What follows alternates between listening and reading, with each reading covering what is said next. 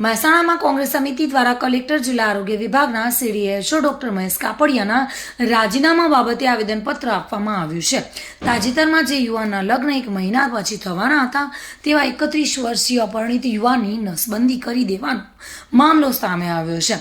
ખ્યાતિકાંડ જેવા જ આવા કાંડોના લીધે નિર્દોષ લોકોના જીવન બરબાદ થઈ રહ્યા છે। આરોગ્ય વિભાગ કે રાજ્યના આરોગ્ય મંત્રી દ્વારા ડ્રગ માફિયાઓ સામે કોઈ નક્કર તપાસ કે કાર્યવાહી કરવામાં આવી નથી રહી અને જેના કારણે આરોગ્ય અધિકારી ડોક્ટર મહેશ કાપડિયાના રાજીનામા સહિત અન્ય ભ્રષ્ટ દોષિતો સામે કાર્યવાહી કરવા કોંગ્રેસ સમિતિએ કલેક્ટર કચેરીએ જઈને આવેદન તથા રજૂઆત કરી હતી।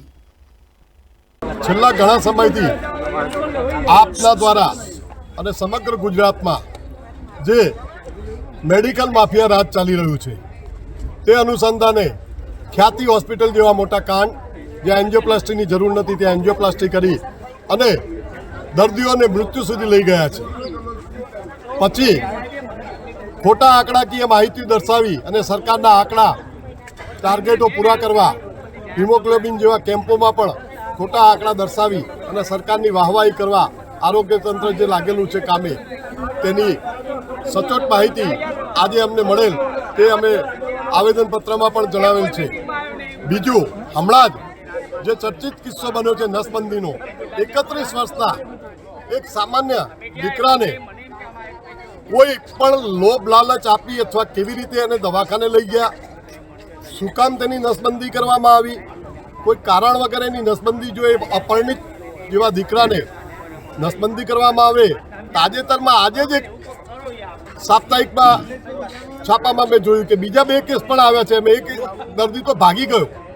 જો આવા આરોગ્ય અધિકારી આરોગ્ય તંત્ર સદંતર નિષ્ફળ જતું હોય ત્યારે અમે કલેક્ટરશ્રીને એમના સિરે એમની જવાબદારી થોપવા કે આ સરકારની જવાબદારી છે, આરોગ્ય લોકોનું સચવાય, એમના આરોગ્ય સાથે છેડા ના થાય તેની તમામ જવાબદારી કલેક્ટરશ્રી અને સરકારની હોવાથી તેમને અમે આવેદનપત્ર આપ્યું છે।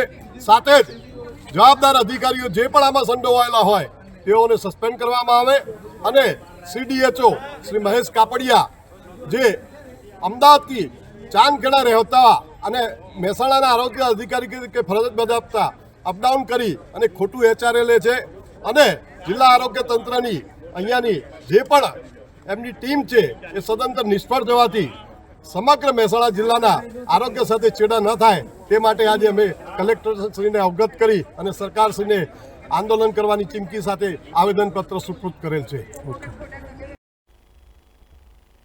ભાવિન ભાવસાર સાથે bureau report, today Gujarati news.